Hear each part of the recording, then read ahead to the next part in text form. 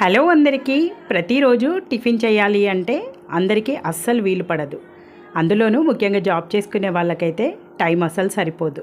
ఇవాల్టి వీడియోలో రాగులతో హెల్తీగా 2-3 రకాల టిఫిన్లు చేసుకునే విధంగా పిండిని ఎలా తయారు చేసుకోవాలి, అంతేకాక పిండిని 5-6 రోజుల వరకైనా పులియకుండా ఎలా స్టోర్ చేసుకోవాలి అనేది ఈ వీడియోలో చూసేద్దాం. 2 గ్లాసుల రాగులను ఒక బౌల్లోకి తీసుకొని దానికి 1 గ్లాస్ వరకు నార్మల్ రైస్ కావచ్చు, రేషన్ బియ్యం అయినా 1 గ్లాస్ వేసుకొని 1/2 గ్లాస్ వరకు మినపప్పు కూడా వేసుకొని మొత్తం అంతా కలిపేసి 4-5 సార్లు వాటర్ పోసుకుంటూ శుభ్రంగా కడగాలి. గిన్నె మునిగేంత వరకు వాటర్ వేసుకొని మూత పెట్టేసి 4-5 గంటల సేపు నాననివ్వాలి. ఈ కొలతలతో మీరు బ్యాటర్ని రెడీ చేసుకున్నారంటే పిండి 4-5 రోజుల వరకు పులియకుండా ఈజీగా స్టోర్ చేసుకోవచ్చు. 5-6 రోజుల వరకు కూడా మీరు ఇదే పిండితో 2-3 రకాల టిఫిన్ల వరకైనా చేసుకోవచ్చు. ఇప్పుడు ఒక 5 గంటల తర్వాత నానిన రాగుల్ని మిక్సీ జార్లో వేసుకొని మెత్తటి పేస్ట్లా కొద్దిగా వాటర్ యాడ్ చేసుకుంటూ పిండి రుబ్బుకోవాలి. పిండి స్క్రీన్లో చూపిస్తున్నట్టుగా ఇంత స్మూత్గా రుబ్బుకోవాలి. ఇప్పుడు ఈ బ్యాటర్ని అంతా ఒక బౌల్లోకి కలెక్ట్ చేసుకుందాం. రుబ్బుకున్న తర్వాత ఇప్పుడు ఈ పిండిని 4-5 రోజుల వరకు ఎలా స్టోర్ చేసుకోవాలి, నెక్స్ట్ డే మార్నింగ్కి పిండిని ఎలా ఫర్మెంట్ చేసుకోవాలి అనేది చూద్దాము. ఇప్పుడు ఈ పిండితో మనం మార్నింగ్కి టిఫిన్ చేయాలి అనుకుంటే ఎంత క్వాంటిటీ అయితే పిండి సరిపోతుందో అంతవరకు వేరొక బౌల్లో తీసుకొని పక్కన పెట్టాలి. ఇలా 2 గిన్నెలలో బ్యాటర్ని తీసి పెట్టుకోవాలి.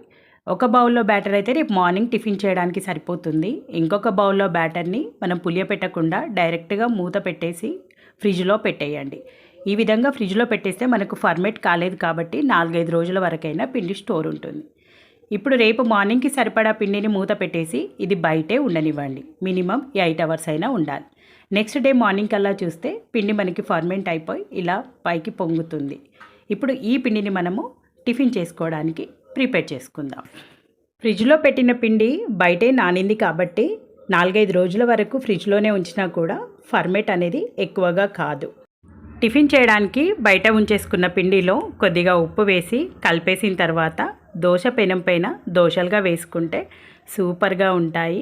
చుట్టూ కొంచెం ఆయిల్ వేసి కాల్చుకుంటే దోశ అనేది రెడీ అయిపోతుంది. చూసారా ఎంత పర్ఫెక్ట్గా వచ్చిందో. కొబ్బరి చట్నీతో కానీ పల్లి చట్నీతో కానీ తింటే చాలా బాగుంటుంది. ఇప్పుడు ఇదే పిండితో పొంగనాలు ఎలా వేసుకోవాలో చూద్దాం. ఏ విధంగా ఇవే కొలతలతో మిల్లెట్స్ ఏవైనా కూడా ఈ విధంగానే ప్రిపేర్ చేసుకుంటే 4-5 రోజుల వరకైనా ఈజీగా టిఫిన్స్ రెడీ చేసుకోవచ్చు. ఇవే పిండితో మీరు ఊతప్పం కూడా వేసుకోవచ్చు, ఇడ్లీ కూడా చేసుకోవచ్చు.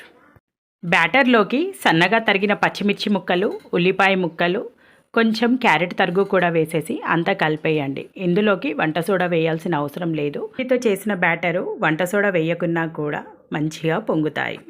ఇప్పుడు పొంగనాల ప్యాన్ని స్టవ్ పైన పెట్టేసి కొంచెం ఆయిల్ వేసేసి కొంచెంగా బ్యాటర్ని పొంగనాల గుందల్లో వేసేసుకొని 2 వైపులా కాల్చుకుంటే పొంగనాలు కూడా రెడీ అయిపోతాయి. నచ్చిందా మీకు?